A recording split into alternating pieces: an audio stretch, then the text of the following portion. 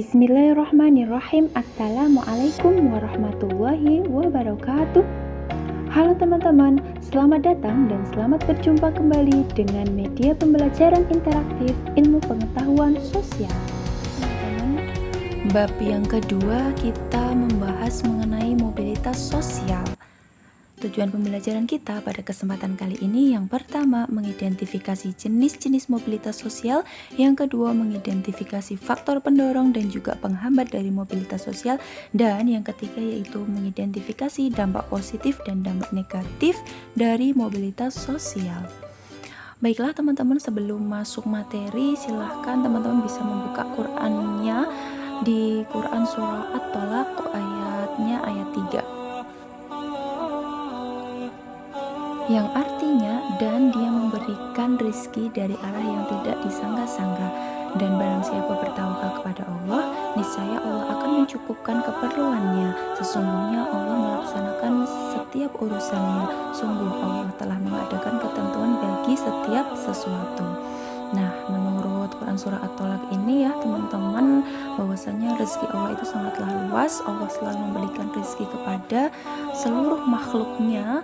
Nah, maka sebagai manusia, sebagai makhluk yang beriman kemudian berakal gitu ya, kita wajib nih bersyukur kepada Allah Subhanahu wa ta'ala.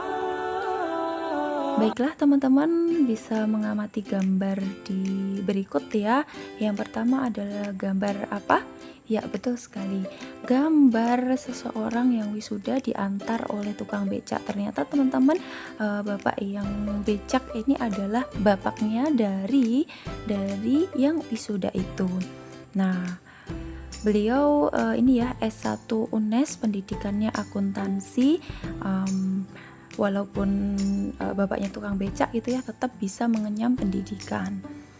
Kemudian, nah luar biasanya nih ya, kakaknya ini setelah lulus S1 UNES dengan predikat yang cum laude gitu ya, langsung lanjut nih di mana S2 dan S3-nya itu di University of Birmingham. Di mana itu? Ya, di Inggris. Nah, tidak menutup kemungkinan ya, walaupun tadi mas tukang becak gitu, tapi tetap bisa sekolah tinggi. Dan nih ya, sekarang kita lihat yang pakai ini batik gitu ya, batik. Kemudian mbaknya ini, kakaknya ini yang pakai jilbab warna soft ini ya teman-teman, itu menjadi dosen ya, dosen di alma maternya, yaitu dosen UNES. Siapakah beliau? Beliau adalah Mbak Raini kalau ustazah menyebutnya. Nah, apa sih kaitannya apa sih dengan materi kita? Oke, ini mengenai contoh ya, contoh atau bentuk-bentuk dari mobilitas sosial. Lantas teman-teman, apa sih mobilitas itu? Nah, mobilitas sendiri itu berasal dari kata Latin ya, kata dalam bahasa Latin. Dari kata mobilis, mobilis itu adalah mudah untuk dipindahkan atau banyak bergerak dari suatu tempat ke tempat lain. Kalau kita bicara tentang mobil gitu ya, mobil itu kan bisa bergerak dari satu tempat ke tempat yang lain. Kalau di dalam ilmu pengetahuan sosial itu adalah mobilitas, dia mudah dipindahkan. Nah, mobilitas sosial menurut Suryono Sukamto gitu ya, suatu gerak dalam struktur sosial, yaitu pola-pola tertentu yang mengatur organisasi suatu kelompok sosial.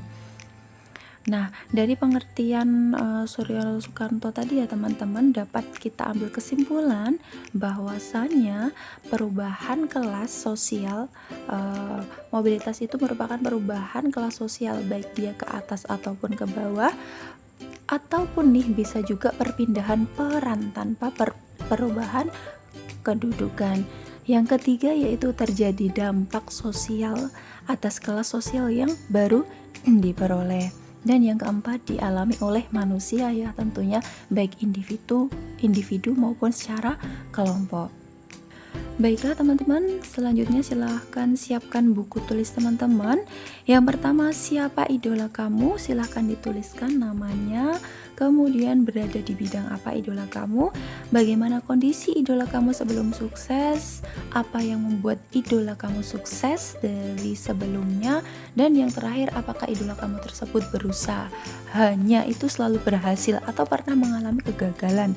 Nah, kalau misalkan pernah mengalami kegagalannya itu yang seperti apa? Silahkan teman-teman bisa tuliskan terlebih dahulu di buku tulis. Untuk PTM silahkan nanti kita kumpulkan ya, kita koreksi bersama-sama. Nah, teman-teman, setelah menjawab pertanyaan di atas tadi ya, sebelumnya tadi maksudnya di sini ada bentuk-bentuk dari mobilitas sosial. Ternyata ada beberapa ya. Yang pertama mobilitas sosial yang horizontal, kemudian vertikal, mobilitas sosial intragenerasi, antargenerasi, dan juga mobilitas sosial geografis. Yang pertama kita bicara tentang mobilitas sosial horizontal. Nah, mobilitas sosial horizontal ini apa? Ketika ada seseorang yang sekolah gitu ya, di SMP Mawar Dahlia misalkan, dia sebagai seorang siswa kemudian pindah nih ke mana? Ke Spinmaska sebagai siswa juga. Nah, ini adalah namanya itu mobilitas sosial horizontal. Nah, mobilitas sosial horizontal itu apa? Perpindahan status individu dari kelompok dalam lapisan yang sama gitu ya, sama-sama sekolah SMP gitu ya. Kalau misalkan SMP Mawar Dahlia kemudian masuknya di SMA Insan Mulia gitu, dia sudah tidak sejajar gitu ya, lapisannya itu tidak sama. Yang selanjutnya yaitu mobilitas sosial vertikal naik atau social climbing. Mobilitas social climbing ini apa? Nah, contohnya itu seperti ini teman-teman. Dalam suatu perusahaan si A gitu ya, Pak A ini bekerja sebagai staf. Kemudian karena kegigihannya, kemudian tercermatnya, kemudian disiplinnya gitu, maka Pak A ini diangkat menjadi manajer. Nah, jadi mobilitas sosial naik itu apa? Dia adalah perpindahan status individu atau kelompok dari kelas yang rendah ke kelas yang lebih tinggi. Selanjutnya mobilitas sosial vertikal turun atau social sinking. Kalau tadi naik, sekarang yang turun. Contoh kasusnya Pak D, seorang pejabat, karena Pak D ini melakukan korupsi maka dijatuhi hukuman. Nah, sebagai tahanan. Nah, Pak D ini dia turun ya, turun status sosialnya dari pejabat ke tahanan. Jadi mobilitas sosial vertikal turun atau social sinking itu adalah perpindahan status individu atau kelompok dari kelas yang tinggi ke kelas yang lebih rendah. Selanjutnya mobilitas sosial antar generasi. Nah, antar generasi ini dia ada yang naik, ada juga yang turun. Coba kita lihat kakeknya petani, kemudian neneknya petani juga. Ayahnya anak yang pertama itu ibunya petani, ayahnya petani masih ya. Kemudian ada yang jadi guru, ada juga kemudian menikah dengan guru juga. Anaknya yang cucunya anak guru, kemudian cucunya yang kedua yaitu anak camat. Nah, di sini kita lihat bahwasannya dia beda generasi ya, generasi 1, generasi 2, dan generasi 3. Nah, di antara 3 generasi ini dari petani kemudian sampai ke anak camat gitu, berarti dia mempunyai status sosial yang naik. Begitu teman-teman. Ya, kita lanjutkan di mobilitas sosial antar generasi yang turun. Yang generasi pertama kakeknya jadi pengusaha, neneknya jadi pedagang. Kemudian mempunyai anak, anaknya pedagang, kenal nih menikah dengan ibunya yang perawat, maka anaknya menjadi satpam. Nah, kita sudah sangat bisa menentukan ya tadi ya antar generasi yang turun, generasi pertama, generasi kedua, dan generasi yang ketiga. Dia status sosialnya lebih rendah daripada generasi-generasi sebelumnya. Selanjutnya ini teman-teman ada yang namanya mobilitas sosial yang intragenerasi. Kalau intra itu berarti di dalam satu generasi. Nah, maksudnya di sini apa? Maksudnya di sini seperti ini. Sama-sama anak pertama petani, anak kedua pedagang, anak ketiga wirausahawan yang sukses. Nah, ini adalah mobilitas sosial yang antar generasi, itu adalah yang satu generasi. Nah, tidak dibeda-bedakan 1, 2 itu tidak, tapi dalam satu generasi, semua generasi anak. Kita lanjutkan di mobilitas sosial geografis. Apa itu? Perpindahan individu atau kelompok dari daerah satu ke daerah yang lainnya. Contohnya transmigrasi, urbanisasi, ataupun migrasi. Baiklah teman-teman, materi selanjutnya tentang faktor pendorong. Faktor pendorong apa?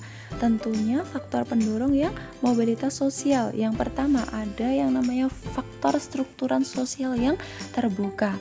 Nah ini ya, masyarakat, suatu masyarakat yang mempunyai struktur sosial yang terbuka itu akan mudah melakukan mobilitas. Tapi ketika tertutup, wah udah nggak bisa gitu ya, mau ke sana nggak bisa, ke sini nggak bisa, maka dia hanya stagnan di satu lapisan saja.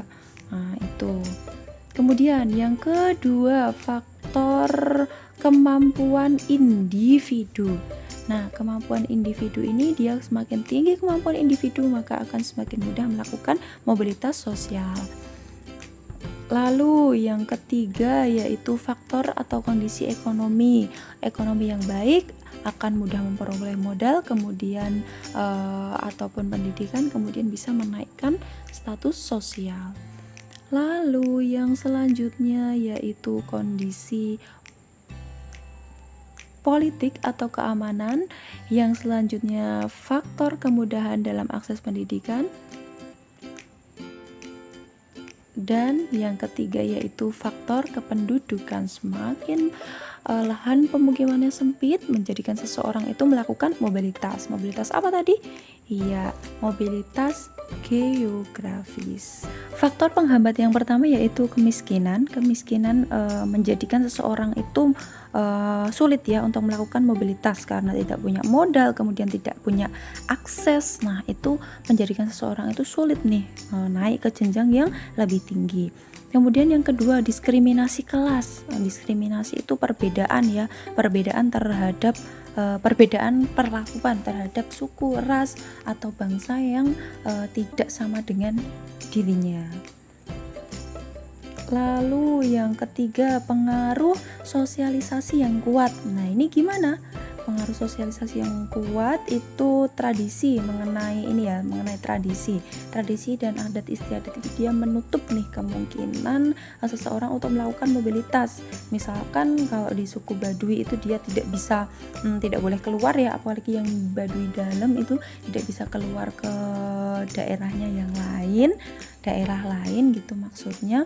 Nah, dia nih sulit melakukan mobilitas, nggak bisa melakukan mobilitas, nggak bisa transmigrasi, nggak bisa migrasi, bahkan tidak bisa menaikkan status sosialnya di masyarakat. Lalu selanjutnya kita bahas mengenai saluran mobilitas. Saluran itu apa?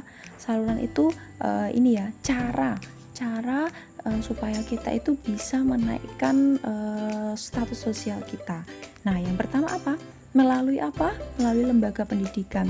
Nah, teman-teman yang perlu digarisbawahi dalam lembaga pendidikan ini adalah pendidikan ini sebagai social elevator atau tangga menuju ke jenjang yang lebih tinggi setelah SD, SMP, kemudian SMA, S1, S2, S3, doktor, kemudian profesor gitu ya. Nah, itu sebagai social elevator. Yang kedua, organisasi politik. Nah, ini juga ketika kita loyal, ketika kita punya dedikasi yang tinggi terhadap suatu organisasi politik, maka bisa menaikkan status sosial kita. Yang ketiga, organisasi ekonomi berkaitan dengan pendapatan yang didapatkan seseorang. Ketika kita mengikuti organisasi ekonomi, bisa jadi menambah pendapatan kita, kemudian bisa menaikkan status sosial kita. Selanjutnya, organisasi profesi. Nah, ini berkaitan dengan prestasi seseorang di organisasi profesi itu tersebut. Ketika seseorang ketika seseorang mengikuti suatu organisasi, maka di dalam organisasi itu dia berkembang bagaimana dirinya lebih baik dari dirinya yang sebelumnya, kemudian akan bisa menaikkan status sosialnya. Lalu angkatan bersenjata. Nah, kita sudah tahu ya bahwasanya mungkin TNI, Polri gitu akan akan dinilai lebih tinggi di masyarakat. Lembaga keagamaan pun seperti itu, dia akan dipandang masyarakat sebagai seseorang yang mempunyai status sosial yang tinggi. Coba teman-teman kalau di rumah bisa nih ya ikut ikatan remaja masjidnya, IRM ya, Rema, remaja masjid pokoknya. Silahkan teman-teman bisa mengikuti remaja masjid di masjidnya masing-masing. Saluran yang selanjutnya yaitu pernikahan. Nah, seseorang yang menikah itu akan mempunyai peran yang berbeda sehingga bisa menaikkan status sosialnya. Baiklah, yang terakhir yaitu mengenai dampak dari mobilitas sosial. Yang pertama, dampak positif, mendorong seseorang untuk lebih maju, meningkatkan integrasi sosial, dan yang ketiga mempercepat pertumbuhan sosial masyarakat ke arah yang lebih baik tentunya ya. Kemudian dampak negatifnya ternyata ada juga ya, berkurangnya solidaritas antar kelompok nih. Kemudian yang kedua, sering terjadi konflik, rawan konflik, dan yang ketiga adalah timbulnya gangguan psikologis. Baiklah teman-teman, selanjutnya yang ingin ditanyakan bisa via WA ataupun via GC. Selanjutnya silahkan teman-teman melanjutkan soalnya tadi ya, ditulis di bawahnya apakah idolamu tadi itu mengalami mobilitas sosial, kemudian jika mengalami lewat saluran yang mana, lewat saluran yang mana idolamu itu tadi mengalami mobilitas sosial. Nah teman-teman yang di rumah silahkan dituliskan di buku tulis, kemudian pekan depan Ustazah koreksi, Ustazah nilai, dan Ustazah masukkan ke penilaian harian. Demikian dari Ustazah, banyak salahnya mohon dimaafkan. Tetap semangat dan jangan lupa jaga kesehatan. Wassalamualaikum warahmatullahi wabarakatuh.